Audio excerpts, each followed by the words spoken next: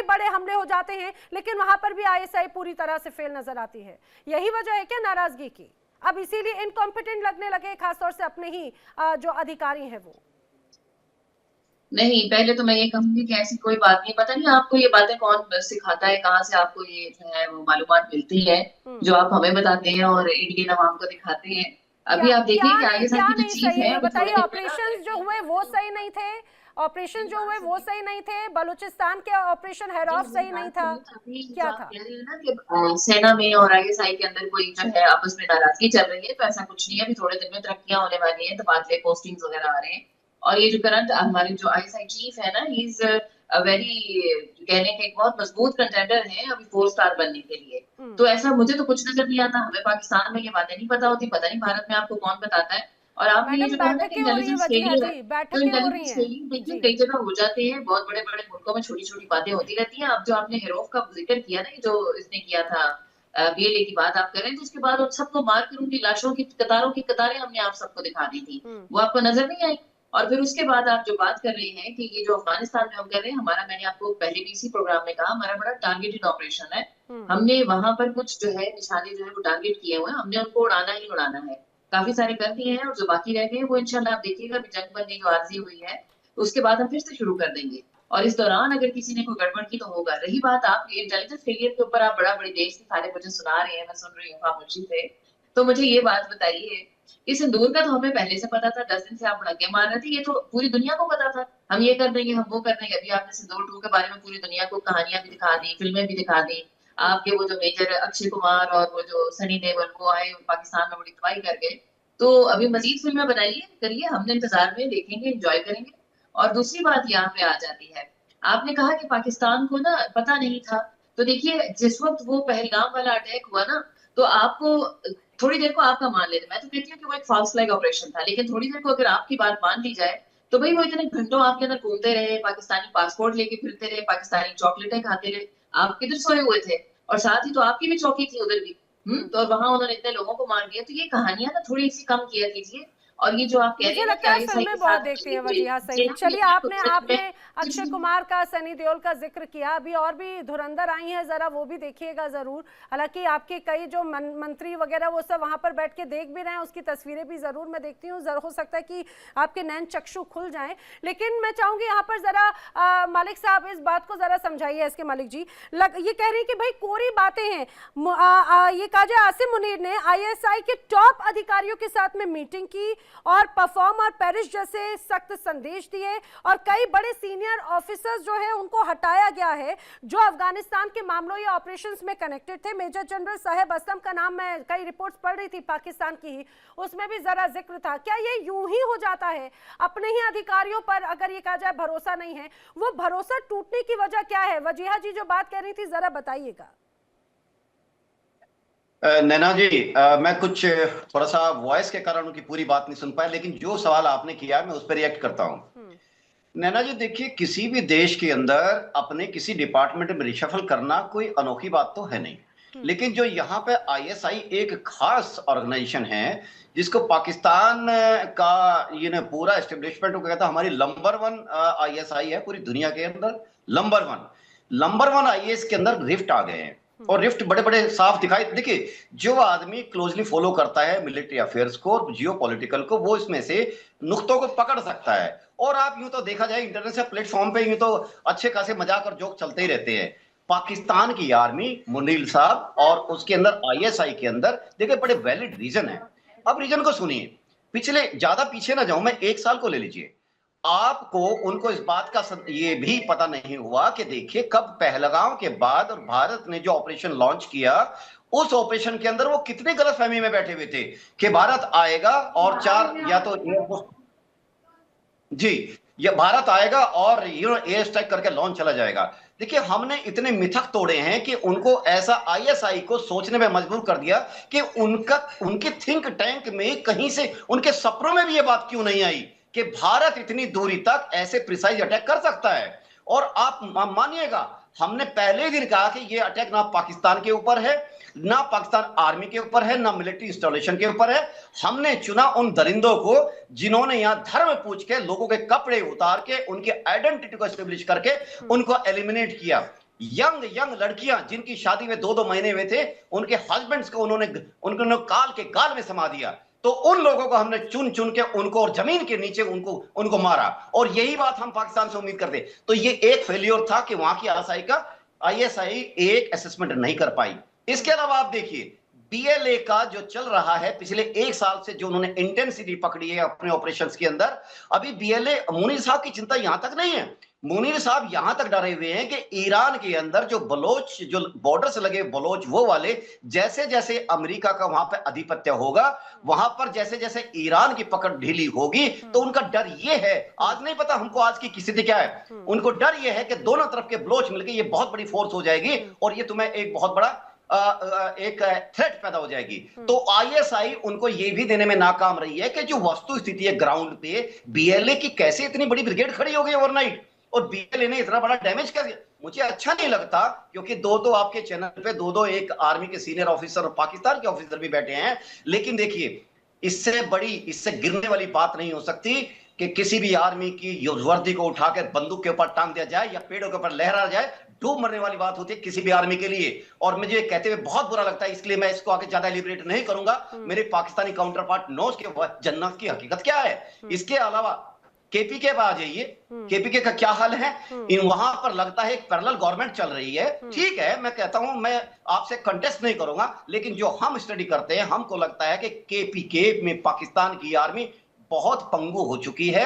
ठीक है, वो ऑपरेशन करते हैं, उनके पास एयरफोर्स है, अफगानिस्तान के अंदर मारते हैं। अफगानिस्तान के अंदर की जितनी जानकारी है वो कैसे फेल हो गए, दुनिया के नंबर 1 आईएसआई कैसे फेल हो गई वहां पर। इसके अलावा आप देखिए बांग्लादेश के अंदर जो अमेरिका ने लड़ रखा है, तो भारत ये बात सही की उन्होंने, गंभीर बात कही। अगर आप कहते हैं कि पाकिस्तान की सेना को वहां की आवाम प्रेम करती है, तो फिर क्यों हम वर्दी को लटकाए हुए देखते हैं अगर इतना ही ज्यादा प्रेम है, और क्यों वहां पर ये कहा जाए अपने अपने चेक पॉइंट्स बनाए हैं, केपीके में भी ये कहा जाए पाकिस्तान के कुछ इलाकों में बीएलए की तरफ से, और वो आईएसआई या पाकिस्तान की आर्मी के लिए नो एंट्री वाला है क्लियर कट वहां पे मैसेज। ये डिसइंफॉर्मेशन है। पाकिस्तान में पहले तो किसी भी एरिया में कहीं कर्फ्यू नाम की कोई चीज नहीं है, पहली बात तो ये। जैसे आपके लद्दाख में है, अरुणाचल प्रदेश में है, आसाम में है, और ये सारे जहां है, इस तरह के जो इलाकों में होता रहता है, आग जलती रहती है। अभी जनरल माथुर फिर जनरल गुस्सा करना शुरू हो जाएंगे। एक तो ये मुझे हर प्रोग्राम में स्नब करते हैं, और फिर जैसे कहते हैं मैं फौरन खामोश हो जाता हूँ, क्योंकि मैं इनकी रिस्पेक्ट करता हूँ। सर मुझे बोलने दें, सर फौरन उंगली उठा लेते हैं, तो फिर मुझे खामोश होना पड़ता है। एनीवे, तो ये हमारे इस वक्त मुल्क में अल्हम्दुलिल्लाह कोई नो गो एरिया नहीं है, और यही वजह है कि पूरी बॉर्डर पर 2600 किलोमीटर पर अफगान बॉर्डर पर हम कार्रवाई कर रहे हैं। आपने देखा, हमारा मकसद सिर्फ ये कि वो जो आपका नो मैंस लैंड है और किलिंग एरिया है, हम उसको इतना क्लियर कर लेंगे बॉर्डर पोस्टों से, सो दैट विजिबिलिटी हो, और ये कोई भी आकर हमारी फेंस के ऊपर इस तरह से जो है ना ये स्मॉल वेपन हमसे फायर करते हैं। और ये है क्या नदीम शेख नदीम बोले कि सब गुडी गुडी है, कहीं पर कोई कर्फ्यू नहीं है, पाकिस्तान की आर्मी का कोई पैरा नहीं है, कोई गुस्सा, कोई नाराजगी नहीं है बलूचिस्तान की जनता की। रशीद बलोच जी। मेजर शेख नदीम जी शुक्रिया। देखिए, can you hear me? Yes yes, बोलिए। देखें, ये भाई मतलब झूठ बोलने में तो मैंने जितना पंजाबियों को झूठ बोलते देखा, आज तक मैंने किसी को भी इतना झूठ नहीं बोलते नहीं देखा। पंजाबी पाकिस्तान के पंजाबीज जी जी जी बिल्कुल, हम तो उन्हीं को कहते हैं ना। देखिए, ये तो ये कहते हैं ना, ये सबसे पहले ये कि मैं आपको ये बताऊं कि Pakistan is Punjab and Punjab is Pakistan. बाकी जो इलाके, बाकी जो नेशंस हैं, कौमें हैं जिन पे इन्होंने कब्जा किया हुआ है, केपीके, बलूचिस्तान है, सिंध है, वो तो इनके साथ नहीं है। हकीकत में आपको बताऊं, अभी जिस तरह आपने यूरोप का जिक्र किया, जिस तरह वहाँ की जो एथनिक नेशन है उनके साथ में, इसी तरह यह पाकिस्तान भी एक आर्टिफिशियल रियासत इन्होंने बनाया है बरतानिया के लिए। दूसरी बात ये कहते हैं कि वहाँ नो गो एरिया नहीं है, ये नहीं है, वो नहीं है। भाई ये तकरीबन कौन से एरिया में जाऊं? 8 साल, पंजगोर जाऊं, 8 साल, वसीमा जाऊं, हुसदार जाऊं, आप नाम बताएं, मैं उधर यार पहुंच के वीडियो बना के भेजता हूं। आप थोड़ा खामोश रहे ना, आप खामोश रहे, मुझे बात करने दें।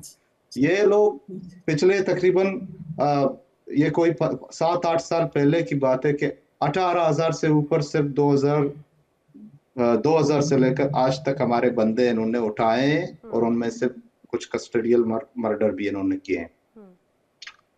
तो ये कहता है कि वहां हमने, इसी तरह केपीके में 70,000 घर इन्होंने मंजूर पश्तीन के बकौल इन्होंने केपीके में तबाह कर दिया अमेरिका के डॉलरों के लिए। इन्होंने जाके पख्तूनों पे हमला किया और उनके घर तबाह किए, उनको आईडीपीज बनाया, उनको कत्ल करवाया। इसी तरह उनको अफगानिस्तान में भी इन्होंने इस हाल तक पहुंचाया। तो किसी भी हमसाये के साथ इनके ताल्लुकात अच्छे नहीं है, क्योंकि ये पैसे के लिए ये किराए के मर्सनरीज होते हैं। हर जगह जहां भी इनको पैसा मिलता है ये वहां एक्टिंग के लिए तैयार होते हैं।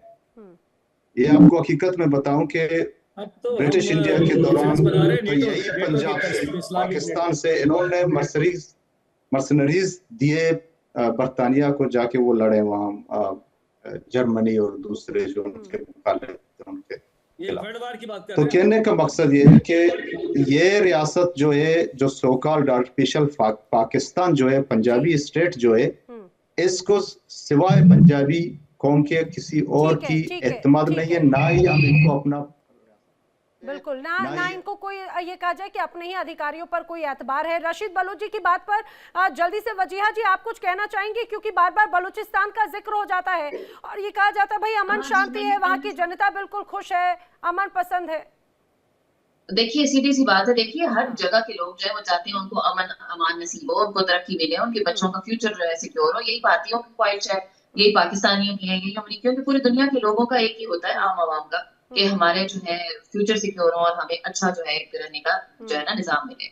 तो वही सब जगह है। लेकिन ये जो यहाँ पे जो बैठा हुआ है ना आपके साथ, ये जो गद्दार बैठा हुआ है, इसको कहें कि इसको सिर्फ इंडिया और इसराइल की फंडिंग के साथ बोलना आता है, कभी इसने किसी और का नाम क्या गद्दार हो जाता है? क्या कोई सरकार से सवाल पूछे तो क्या आप उसे गद्दार कहेंगे? आपने कहा कि भाई सबको अपना सुंदर भविष्य चाहिए। अगर बलूचिस्तानियों ने अपने बच्चों का सुंदर भविष्य देखा, अपने घर की बहू बेटियों की अगर सुरक्षा की अगर मांग रखी, तो क्या वो गलत है और वो गद्दार है?